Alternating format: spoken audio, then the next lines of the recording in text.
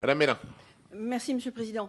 Oui, je crois que ça pose deux problèmes qui ont été évoqués, mais que pour partie. Le premier, c'est que fondamentalement, et on va surtout parler pour l'Europe, mais ça peut être vrai pour certains continents au moins, et particulièrement le continent africain, les revenus sont trop bas. Le revenu global, c'est-à-dire des deux qui travaillent, puisque maintenant c'est un petit peu ce qui se passe. Pour autant, les femmes sont obligées souvent, parfois dans une période de leur vie, de travailler dans des conditions difficiles parce que le salaire de l'époux, du conjoint est insuffisant, et cela est un vrai problème. Avoir tiré vers le bas, et moi je peux parler véritablement des salaires européens, ils ont tous été tirés vers le bas.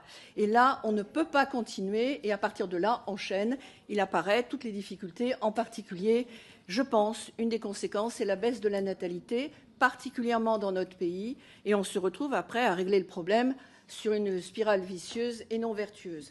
Le deuxième problème, ça, monsieur le rapporteur général l'a fait apparaître, je crois que pour préciser la pensée de ma collègue, il est clair que concernant tous les ressortissants européens, y inclut les détachés, puisque les travailleurs détachés c'est une petite exception à la grande directive 2004-883, qui est celle qui prévoit qu'on transporte d'un pays à l'autre la totalité des droits sociaux. D'une manière comme d'une autre, il y a toujours la réciprocité des droits.